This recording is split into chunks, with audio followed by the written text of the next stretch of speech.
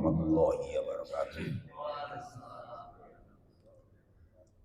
Alhamdulillahirabbil alamin wa bihi nasta'inu ala umuri dunya waddin. Wassalatu wassalamu ala asyrafil mursalin sayyidina wa maulana Muhammad wa ala alihi wa ashabihi ajmain amma ba'd. Para jamaah masjid Ar-Raudhah rahimakumullah. Kita lanjutkan lagi diskusi kita tentang Tafsir Jalalain. Minggu yang lalu kita sudah bicarakan ayat 59 sampai ayat 61 yang bicarakan soal masalah orang-orang Yahudi atau Bani Israel ketika Allah Ta'ala memberikan kesempatan mereka ketika di sekitar Gurun Sinai ya Pak ya. Kemudian mereka diminta untuk datang ke Palestina, tetapi mereka kemudian istilahnya bukan apa ya, tidak terima, maksudnya tidak terima itu apa ya, tidak qanaah gitu ya. Ketika Allah sudah memberikan banyak hal, diantaranya diberikan makanan-makanan yang gratis, tapi mereka kepengen menanam sendiri sebagaimana ketika mereka di Mesir gitu kan. Kemudian ini ada sela-sela ayat. Pada ayat 62 itu agak berjauhan ya dengan ayat pertama, tetapi ayat sebelumnya, tetapi masih ada hubungannya. Yaitu ayat 62 yang akan kita bicarakan hari ini. A'udzubillahi minasyaitonir rajim. Bismillahirrahmanirrahim. Innalladzina amanu walladzina hadu wan nasara was-sabiina man amana billahi wal yaumil akhir. Man amana billahi wal yaumil akhir wa amila sholihan falahum ajruhum inda rabbihim wa la khaufun 'alaihim wa la hum yahzanun. Sesungguhnya orang-orang yang beriman, iman kepada nabi-nabi sebelum Nabi Muhammad, dan orang-orang Yahudi serta orang-orang Nasrani dan kelompok orang-orang bagian daripada sekte Nasrani maupun Yahudi. Ini disebutkan Thaifatun minal Yahudi awin Nasara, yaitu orang-orang yang beriman dari mereka kepada Allah dan hari akhir sampai sekarang ini, sampai iman kepada Nabi Muhammad dan beramal soleh, maka mereka akan mendapatkan pahala atas perbuatan-perbuatan mereka dari Tuhan mereka, dan mereka tidak merasa takut dan kemudian tidak merasa sedih. Jadi ayat ini sebetulnya turun itu asbabun nuzulnya ketika ada sahabat bertanya pada Nabi. Namanya Salman Al-Farisi. Salman Al-Farisi itu orang Persia atau Iran sekarang. Dia mantan panglima perang. Mantan panglima perang kepengen mendapatkan petunjuk dari Allah itu datang dari Iran menuju Madinah dengan cara menunggang kuda. Jauh Pak, ya, ribuan kilo lah. Iran sampai Madinah berapa ribu kilo? Ya jauh ya Pak. Melewati Irak, gitu kan, muter sampai Madinah. Kemudian setelah sampai ke Irak, sampai ke Madinah, dia masuk Islam karena dia penasaran. Dia kepingin mendapatkan kebenaran. Saya tidak tahu apakah Salman Al-Farisi itu dulu agamanya Majusi atau agamanya Nasrani atau tidak tahu saya. Saya belum tahu, bukan nggak tahu, belum tahu. Karena tradisi orang-orang Persia itu tidak kemudian seperti orang Romawi. Kalau tradisi orang Romawi kan sudah kenal kitab-kitab wahyu, baik dari Taurat maupun dari Injil. Tapi tradisi Persia itu rata-rata agama Zoroaster atau agama Majusi. Tapi ada juga misalkan orang-orang yang dulu beriman kepada Tuhan, pada Allah, tapi tidak kemudian berafiliasi kepada agama Nasrani maupun Yahudi. Di antara orang-orang yang ada di Persia itu. Maka dulu ketika kita belajar banyak versi-versi Sufi, itu kan banyak kan menyerap dari tradisi orang-orang di Persia maupun orang Nasrani yang hanya berkonsentrasi kepada Allah, tidak kemudian berhubungan dengan orang lain, kelompok sufi itu. Nah, dia bertanya kepada Rasul, ya Rasulullah, apakah orang-orang zaman dulu yang betul-betul beriman kepada Tuhan dan beramal baik, apa kemudian dia masuk surga? Rasulullah menjawab begini, ya mereka masuk neraka. Dia nangis terus gitu. Dia ingat teman-temannya ya beriman kepada Allah, tapi kemudian ya berbuat baik, masuk neraka gitu kan. Akhirnya turut tanya ini, sesungguhnya orang-orang yang beriman pada waktu itu maksudnya sebelum Islam datang, iman kepada para nabi dan orang-orang Yahudi yang saat itu yang beriman kepada Nabi Musa, ya kan, Nabi Harun, Nabi Yahya, Nabi Zakaria, kemudian Nabi Ilyasa misalnya begitu, Nabi Dawud, ya kan, dan berbuat baik, kemudian iman kepada hari akhir, maka dia masuk surga. Jadi itu kan. Kemudian sama orang-orang Nasrani yang saat itu iman kepada Nabi Isa sebagai Nabi Allah, bukan sebagai anak Tuhan ya, karena ada dua kelompok saat itu, ada kelompok Nestorian dan Yakobia. Yang kelompok Yakobia itu seperti Katolik mungkin ya, saya tidak tahu persis. Yang dipeluk orang-orang Mesir Utara, orang Mesir kemudian orang Asia kecil itu rata pakai Yakobia. Sementara yang Nestorian ini biasanya dipeluk oleh orang-orang Irak, kemudian sebagian kecil orang-orang Afrika, Eropa Timur gitu kan, yang ortodok gitu loh. Itu meyakini Isa bukan itu anak Tuhan, tetapi meyakini Isa sebagai Nabi Tuhan, Nabi Allah. Kemudian mereka beramal baik dan mengakui bahwa ada hari akhir. Dia pun masuk surga. Kemudian orang-orang lain yang sekte di antara, menurut versi ini ya, versi tafsir Jalalain, sekte dari Yahudi dan sekte dari Nasrani yang sama, iman kepada Allah, iman kepada hari akhir dan berbuat baik saat itu, ya juga masuk surga. Tapi kata Sofi di sini ada yang mengatakan mereka itu bukan afiliasi pada sekte Nasrani maupun Yahudi, tetapi mereka itu pokoknya meyakini Tuhan, tapi tidak tahu syariatnya. Yang kita sebut sebagai dalam filsafat teisme. Kan ada ateis, orang yang tidak percaya Tuhan, ada yang teisme, percaya pada Tuhan tapi tidak tahu arahnya, yakin ada penggeraknya, ada yang penciptanya. Karena semusim itu saat itu adalah musim fatroh. Fatroh itu antara 500 tahun, antara Nabi Isa sampai Nabi Muhammad baru ada Nabi lagi.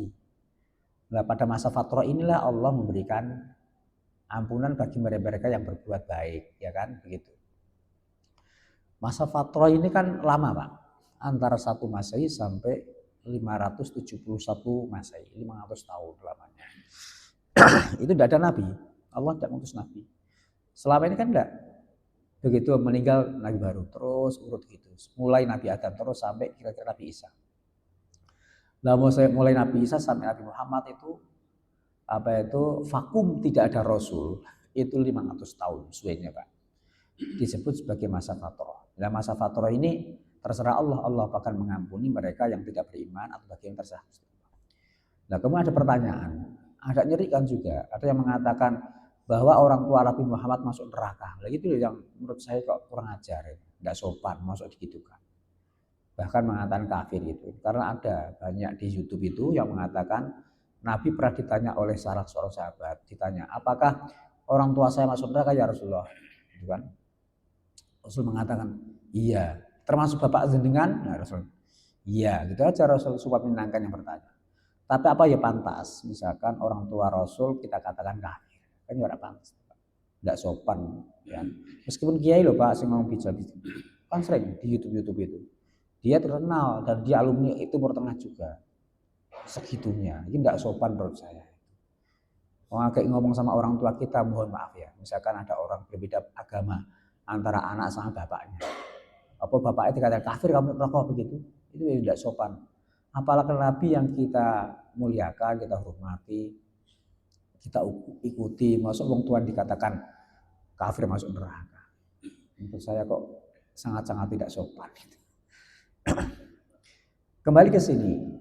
Jadi memang ada banyak versi. Ayat ini sering digunakan oleh teman-teman yang berjuang mengusahakan toleransi itu loh. Kadang-kadang saya katakan kebablasan ya. Jadi mereka mengatakan bahwa nanti orang-orang Islam, orang-orang Yahudi, Nasrani, dan orang yang beragama apapun lah, yang penting iman pada Allah, kemudian iman pada hari akhir berbaik. Ya nanti di sana masuk surga katanya begitu. Nah kalau saya masih mengikuti model yang ditafsirkan oleh Tafsir Jalalain dan kemudian ditafsirkan oleh Ibnu Katsir. Yang dimaksud beriman ya orang saat itu, saat sebelum Nabi Muhammad diutus. Kemudian orang Yahudi saat itu yang berbuat baik dan iman hari akhir dan orang asing juga sama. Itu masuk surga. Nah kalau sekarang ini misalkan, saya tidak mengatakan mereka masuk surga atau neraka kan. Enggak. Tetapi itu kalau konsep kita kan begini, orang itu kalau mau masuk surga, mestinya meski berbuat baik, itu kan punya password kata siapa itu? Dasat latif itu kan. Besok di akhirat kata dasat latif itu. Orang-orang berbuat baik itu semua ditunjukkan amalnya. Baik yang pernah menciptakan bola lampu ini, kemudian yang menemukan handphone misalkan, yang menemukan yang namanya pengeras suara. Semua itu amal baik toh Pak.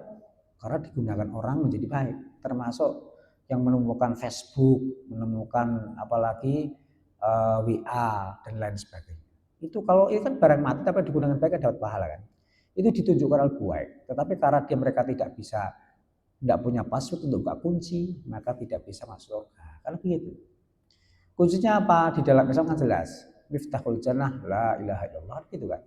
Kunci surga adalah la ilaha illallah. Artinya membaca syahadat dan Islam kan begitu. Saya masih menggunakan itu Pak pendekatan saya. Saya tidak misalkan mengatakan orang-orang di luar yang kelompok Islam terus masuk surga karena berbuat baik. Saya tidak. Bukan diskriminatif ya. Kalau hubungan kita di dunia kan oke saja tidak masalah. Tapi soal keyakinan ini saya tidak bisa mengikuti itu.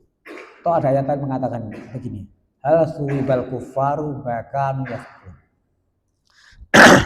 Apakah orang-orang kafir itu diberikan pahala dari apa yang mereka lakukan? Enggak loh ya, meskipun baik loh ya. Di surat apa saya lupa itu, di juz 30. Hal suwibal kufaru bakanu yaf'alun. Apakah orang-orang kafir akan diberikan pahala dari apa yang mereka lakukan? Enggak mestinya. Nah, seperti itu. Yang ditunjukkan saja karena tidak punya password.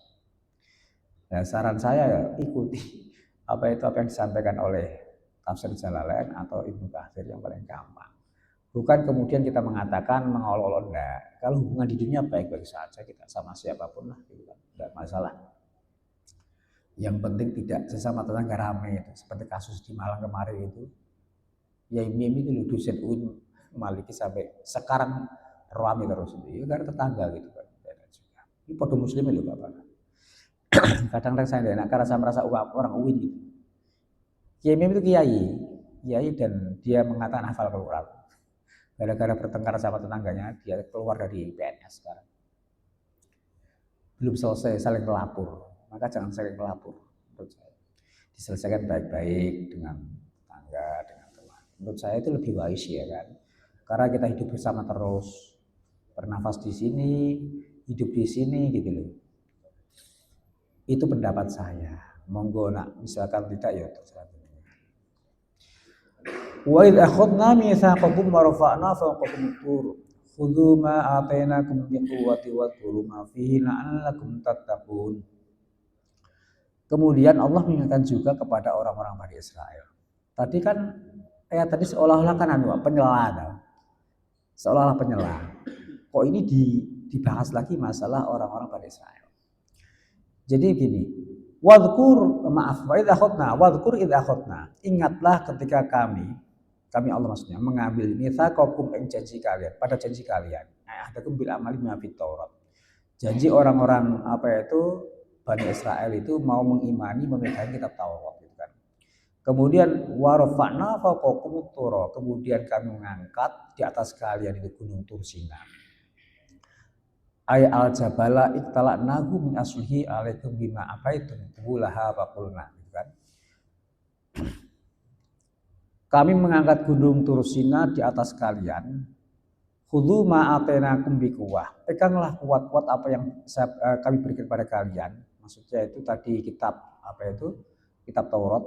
Wadhkuru ma fi, dan ingatlah apa yang ada di isinya. La'allakum tattaqun, supaya kalian menjadi takut semua atau tidak takwa semua, takut dari api neraka dan kemudian berbuat maksiat. Jadi ketika mereka ada di sekitar Gurun Sinai, kan kemarin kan ceritanya kan episode ini panjang tuh Pak. Setelah pasca lewat Mesir, kemudian di Gurun Sinai, mereka di sana itu lama Pak. Tidak cukup setelah 2 tahun, 40 tahun Pak lamanya. Lama. Nabi Musa itu tidak sampai kemudian ke tanah Palestina yang dijanjikan itu. Beliau meninggal di sana. Usianya itu 80 tahun Nabi Musa. Kemudian Nabi Harun 83 tahun. Tampaknya kan begini, Nabi Harun sama Nabi Musa itu kakaknya kan misalkan adiknya Nabi Harun atau sebaliknya ya, atau Harun kakaknya malah. Kan dia tunggalnya 3 Pak. Dia itu Nabi Musa itu punya saudara 3. Nabi Musa, Nabi Harun, satunya Maryam. Saya kira Maryam itu malah sulung ya, bukan yang terakhir. Karena ketika Nabi Musa dihanyutkan di Sungai Nil oleh ibunya, itu dimata-matai oleh Maryam. Artinya matinya bisa gede gitu. Dimata-matai sampai ke Sungai Nil, sampai ke tempat pemandian putri itu. Kemudian dialah bersama ibunya, aman Bu. Bayi adik saya itu aman, sudah dipelihara oleh seorang putri di Firaun, gitu kan, di istana Firaun.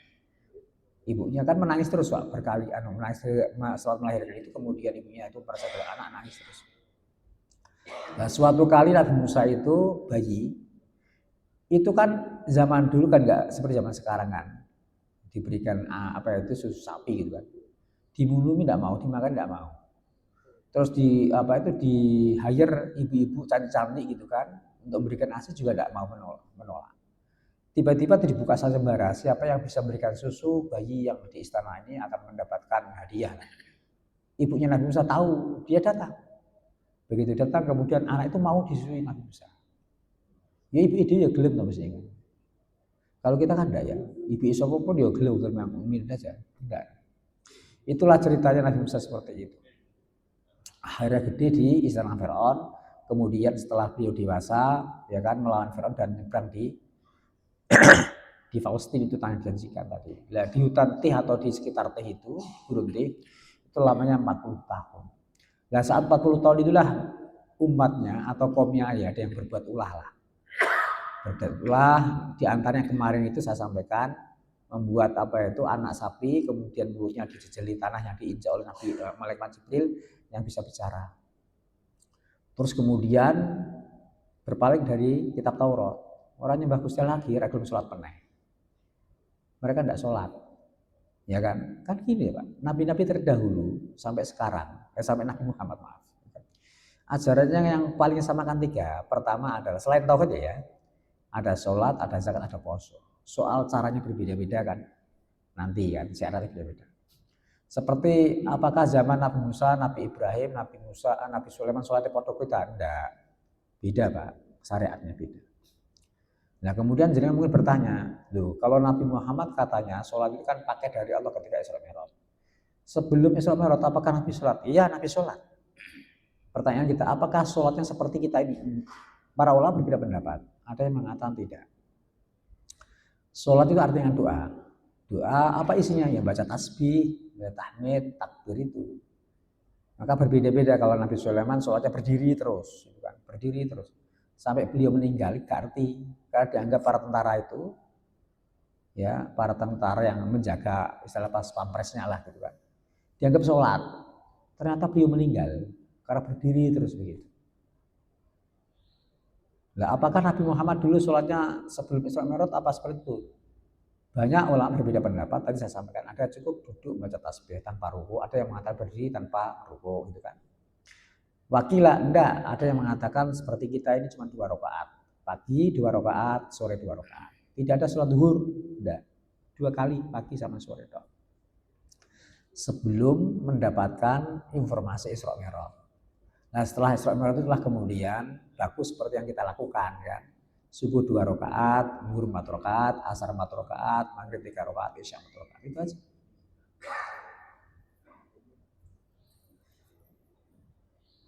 Nah, ketika Bani Israel di situ itu kemudian mereka berpaling dari kitab Taurat. Nah, ketika mereka berpaling, Allah Ta'ala itu mengancam. Gunung Tur itu tiba-tiba naik. Apa itu istilahnya? Hampir gempa lah gitu kan. Diingatkan oleh Allah. Akhirnya mereka tobat, ya sudah ya Allah, saat tobat kembali lagi lah. Gitu kan. Kembali tobat. Allah Ta'ala tidak jadi membuat gunung Tur sana apa itu longsor, nggak jadi. Masuk diangkat ya tidak kemudian nurunda gitu, longsor lah, secara akal gitu kan. Longsor itu bisa juga meloncat, bisa tidak. Seperti yang 2 minggu yang lalu saya jelaskan, seperti di kasus Wonosobo tahun 56-an itu kan pernah yang meninggal banyak orang itu di Dieng itu kan. Hampir 350 orang ya, banyak itu. Saat disontek, tapi disondure kok ya orang. Itu artinya apa? Diangkat kan, tanah di atas diangkat, diloncatkan begitu. Nah, begitu juga orang-orang Bani Israel itu diingat oleh Allah Ta'ala. Ingat janji kalian, katanya mau berpegang teguh kepada kitab Taurat, tapi ternyata tidak gitu kan. Nah kemudian mereka setelah apa itu ingat apa itu tobat kembali, Allah nggak jadi apa itu membuat gunung Sinai atau gunung Sinai itu untuk longsor. Summa tawallaitum min ba'di dzalika falwala fadhani 'alaikum warahmatuhu lakuntum minal khasirin. Kemudian kalian semua berpaling dari apa janji taat ataupun memegangi kitab Taurat. Andai kan tidak ada keanugeraan dan rahmat Allah kepada kalian, maka kalian termasuk orang-orang yang hancur atau rugi, halikin maksudnya. Jadi andai kan saat itu Allah Ta'ala tidak memberikan rahmat dan keanugeraan kepada orang-orang Bani Israel, maka orang Bani Israel akan lenyap musnah. Karena apa? Longsor ditimpa oleh gunung segede sepitu. Longsor yang tak tahu, enggak ada orang seperti kasus yang tadi saya sampaikan. Walaqad alimtumul ladzina tadaw minkum fis sabti faqulna lahum kunu qiradatan khasiin. Ini semua cerita eposisi orang-orang Bani Israel, Pak. Walaqad alimtumul ladzina tadaw. Dan betul-betul kalian melihat atau tahu orang-orang yang melampaui batas.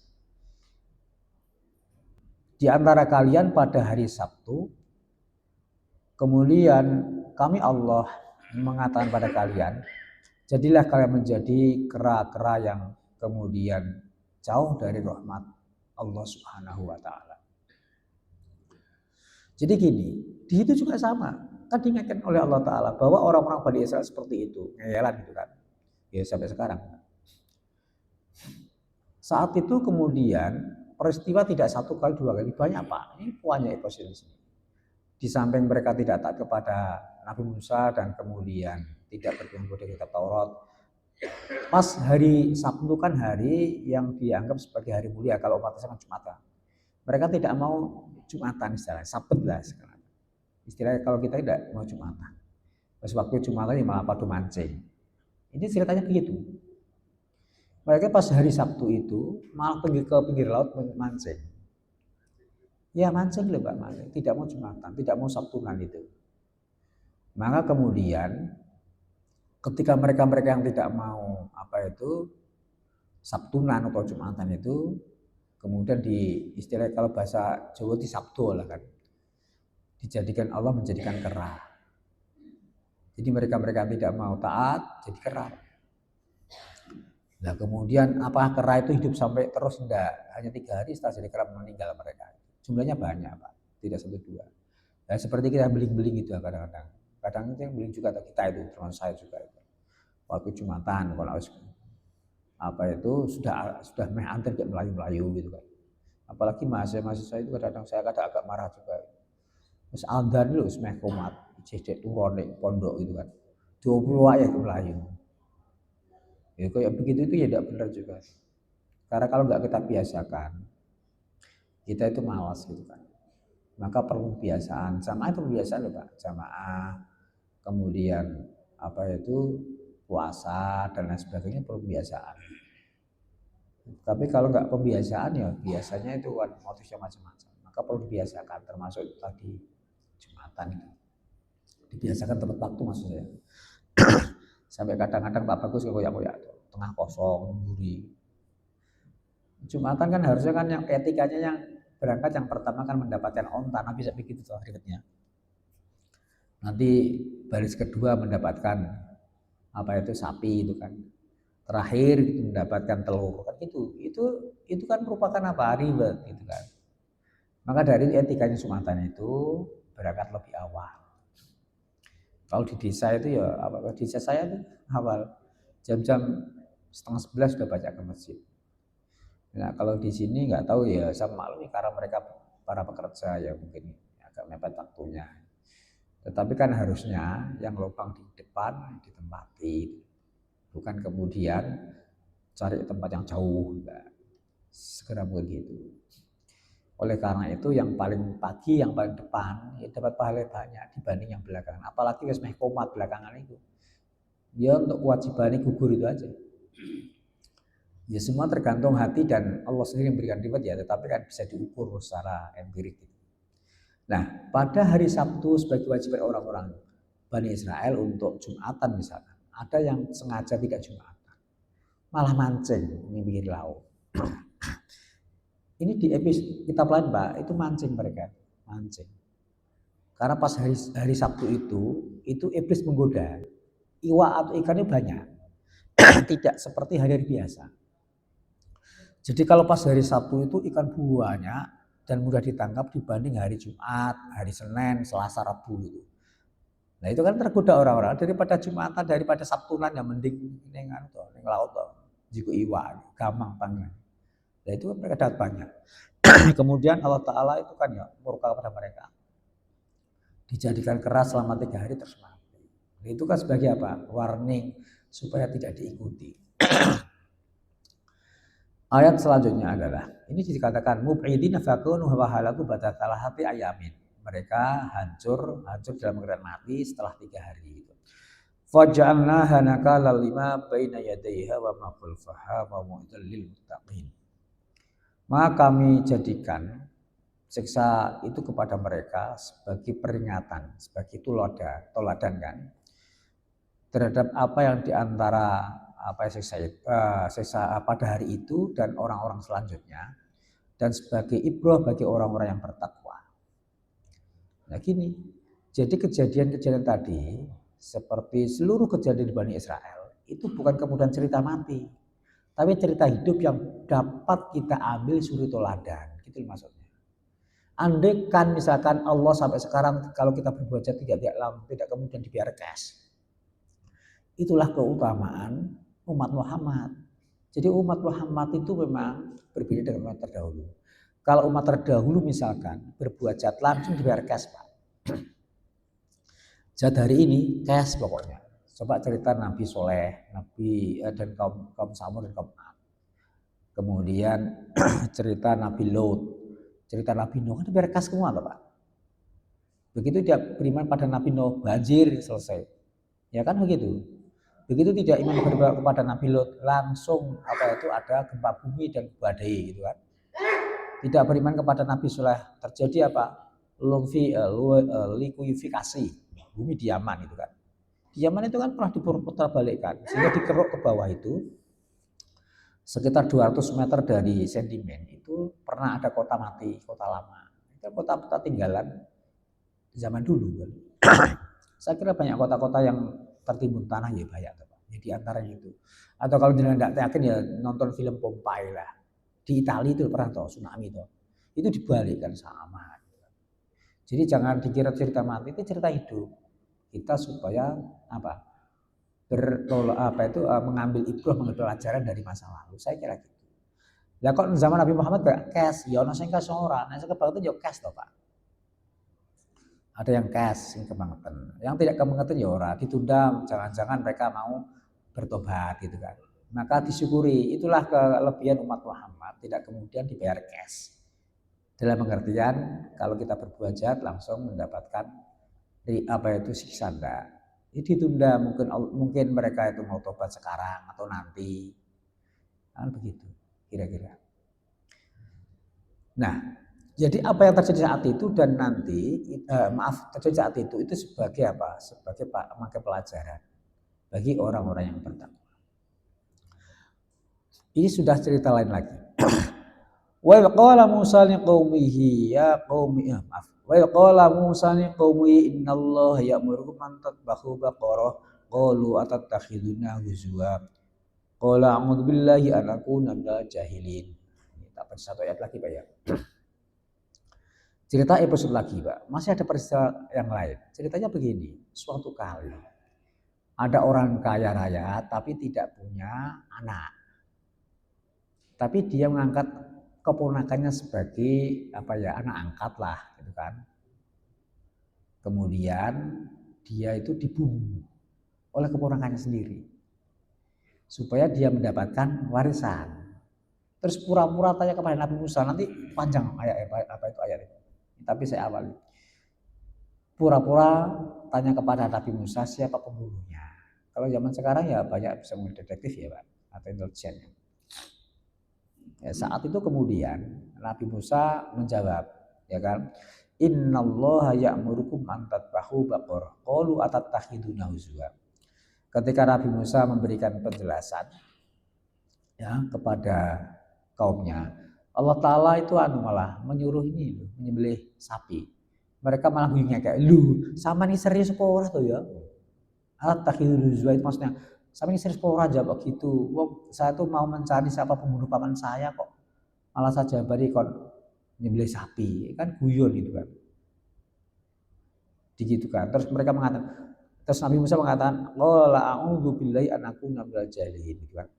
Saya berlindung kepada Allah dari orang-orang yang tidak tahu atau bodoh atau mustahzi'ina. Jadi ketika itu Nabi Musa ditanya, ya Nabi Musa, hei Nabi Musa, coba tunjukkan siapa pembunuh paman saya. Nabi Musa jawab, innallaha ya'murukum an tadbahu baqarah. Allah Ta'ala menyuruh kalian untuk menyembelih sapi. Mereka jawab, sama ini tuh pura serius. Tapi Nabi Musa mengatakan, loh saya itu serius. Maksudnya a'udzu billahi an akuna minal jahilin. Saya itu serius, bukan guyonan loh ya. Maksudnya. Qalu lana rabbaka yubayyin lana ma hiya innal qala innahu yaqulu innaha barutul la faridu wala fikr awanum baina dzalik fa'alu ma tumarun. Kemudian mereka bertanya, kalau gitu sudah coba berdoa pada Allah gitu kan. Sapi kayak apa yang dimaksud gitu kan. Qalu lana rabbaka yubayyin lana ma hiya. Mereka kemudian meminta kepada Nabi Musa, berdoalah kepada Allah, kepada Tuhanmu, untuk kami, supaya menjelaskan pada kami apa itu yang dimaksud sapi, umurnya berapa. Janjinya temannya melihat orang langsung selesai kan, dia takut meneh, nambah anggal Pak. Qala innahu yaqulu innaha barul la faridu wala bikr awadu binadik. Nabi Musa menjawab, sesungguhnya Allah Ta'ala memberikan informasi yang namanya sapi itu sapi yang kira-kira umur setahun dan bukan sapi masih balita, ya antara setahun lah. Setahun rata-rata sapi yang 2 tahun sudah gede tuh Pak, sudah bisa punya anak. Tapi kalau setahun itu kan ya sekedar gadis lah kalau ya. Kalau wanita ya umur kira-kira ya 12 tahun lah gitu kan, enak dipandang gitu kan. Lah gitu Pak Yudi, gitu sebenarnya. Dan melihat sampai 50 tahun ya udah enak dipandang. Nah sapi ini sama, sapi kira-kira ya tadi itu umur setahun itu kalau wanita ya situ. Awanum penadeng, tidak tua tidak muda maksudnya, ya enak dipandang. Fa'alu ma maka lakukanlah apa yang diperintahkan untuk kalian untuk menyembelih. Jadi selesai dah. Mereka tanya lagi, qalu ulana rabbaka yubayyin lana ma launuha qala innahu yaqulu innaha baqaratun safra'u fatul launuha tasul nadirin. Wes ngono jatakon meneh. Mereka bertanya lagi, hai Nabi Musa, berdoalah kau untuk kami kepada Tuhan engkau supaya Allah menjelaskan kepada kami apa warnanya. Wes bar takon meneh warnanya, kan angel Pak. Kemudian Nabi Musa menjawab, innahu yaqulu innaha baratul safra'u fatul launa tasul nadir. Allah Ta'ala memberikan informasi. Sesungguhnya sapi itu adalah berwarna kuning emas, kuning mengkilau. di mana orang yang melihat senang gitu. Kalau tambah angel toh Pak. Nah ini di balik episode ini ada seorang yatim kemudian dia ditinggali bapaknya sapi. Ditinggali bapaknya sapi itu kemudian warnanya kuning Pak. Oleh ibunya jangan dijual. Kemudian ada iblis, ya kan? Pura-pura mau membeli itu. Anak itu tidak mau, enggak. Kata ibu saya tidak boleh dijual pada siapapun kok. Dirayu terus tidak mau dijual. Gitu kan? Mereka itu bertanya, sapinya itu warnanya apa ya Nabi Musa? Ya warnanya kuning yang dilihat orang itu senang. Nah itu kemudian sampai sekarang diyakini oleh orang-orang Yahudi Ortodoks bahwa nanti kalau muncul sapi warna kuning emas itu menjelang kiamat. Ini sampai sekarang ada. Ini mereka masih mencari-cari di mana ada sapi kuning emas itu yang ada di Timur Tengah. Nah kecuali mungkin sampai pilok ya. Itu kan ada. Di Jepang itu aneh-aneh toh. Sapi itu supaya tidak dikerubuti oleh lalat itu kan dikerok dicat seperti zebra mengurangi. Saya kira Pak Wahyu tahu mungkin. Loh di Jepang itu penemuan baru lucu-lucu kok itu dicat seperti zebra ternyata memang berpengaruh. Lalat-lalat yang membawa bakteri untuk merubungi sapi itu berkurang gara-gara dicat pakai zebra. Nah itu orang Yahudi masih meyakini bahwa nanti ada sapi yang warnanya kuning emas kalau sudah muncul itu menjelang kiamat. Sampai sekarang ini masih yakin. Nah ini ceritanya adalah begini, ketika mereka bertanya warnanya apa ya Nabi Musa? Warnanya kuning emas, yang kalau orang melihat itu senang. Apa limusin Pak? Ya enggak tahu apa limusin. Pokoknya sapinya warnanya kuning emas, jadi bagus itu. Kemudian qalut lana rabbaka yubayyin lana ma hiya innal baqara tasyabaha alaina wa inna insyaallahu lamuhtadun. Ini. Kemudian mereka bertanya lagi. Qalut lana. Nabi Musa, berdoalah kepada Allah untuk kami. Terangkan ya apa itu sapi. Karena apa? Sungai sapi yang Saman sampaikan tadi, ya kan? Warnanya itu kan banyak. Muangel meneh Pak. Kan akeh toh Pak, suaranya kuning emas itu kan itu. Kemudian mengatakan inna insyaallah betul. Kalau sampean memberikan penjelasan itu, insyaallah kami akan mendapatkan petunjuk gitu kan. Terus kemudian Nabi Musa menyampaikan, qala innahu yaqulu innahu baratul la dalul dusil arda wala taskil harf. Musallamatul la syata fiha. Qaulul ana cita bil haqqi fatabahuha wa maka yaf'alun. Kemudian Nabi Musa menjawab, Allah Ta'ala memberikan informasi, maksudnya ya apa itu innahu yaqulu itu Allah berikan wahyu lah gitu. Allah Ta'ala memberikan informasi, sesungguhnya sapi itu sapi yang tidak cacat, dalam pengertian tidak pernah digunakan apa-apa. Sapi kalau sering digunakan membaca kan mungkin kakinya lecet, kulitnya terkelupas, kemudian apa bulunya mungkin ada yang rusak kan gitu. Jadi sapi itu terlepas dari apa itu kecacatan gara-gara bekerja. Tutirul ardo yang tidak digunakan untuk membajak apa itu sawah gitu kan. Kemudian wala taskil harta dan juga tidak digunakan untuk menyirami tanaman. Musallamatul lasyatafia dan kemudian warnanya itu tidak ada yang rusak segitunya. Qaulul ana cita bil haqq. Mereka jawab, ya kalau gitu inilah yang saya maksudkan. Kalau ini akan saya lakukan gitu kan. Kemudian fadzabahuha wa ma kadu yaflun. Kemudian mereka menyembelih sapi itu dan mereka hampir tidak melaksanakan apa yang diperintahkan. Besok saya selesai kembali Pak. Ada urutannya. Jadi sapi itu yang dimaksud oleh apa itu Allah Ta'ala itu kan macam-macam tuh. Sapi warnanya kuning emas, yang orang melihat itu senang, dan sapi itu tidak pernah digunakan untuk membajak sawah, tidak pernah digunakan untuk menyirami tanaman karena zaman itu yang namanya sapi itu kan digunakan macam-macam Pak, ya kan, bukan sekedar hanya untuk apa itu daging yang disembelih, tapi digunakan untuk membajak sawah dan sebagainya. Nah setelah itu diberikan penjelasan detail. Mereka mengatakan, ya inilah yang kira-kira saya maksud. Ya, qaulul anaci tabilah. Kalau begitu itulah saya memberikan informasi yang benar-benar. Sampai kemudian mereka diolehno. Fatabahuha wa makanu wa makatu yaf'alun. maka lebih bisa mengatakan silahkan sembelih, tidak usah ngalah sama itu. Hampir saja mereka tidak mentaati apa yang diperintahkan oleh Allah. Inilah saya sampaikan bahwa itibar yang dapat kita ambil pelajaran adalah kalau ada hal-hal yang masalah, jangan kemudian kita ngeyel ya. Kalau sudah jelas ya tidak usah perkara supaya tidak malah menjadi rumit. Ini sebetulnya kalau mereka diperintah untuk menyembelih sapi kan selesai ya, sudah dapat jawaban. Tapi pertanyaan macam-macam akhirnya mempersulit diri. Oleh karena jangan mempersulit diri. Saya kira sampai di sini. Besok kita lanjutkan episode ini minggu depan. Wassalamualaikum warahmatullahi wabarakatuh.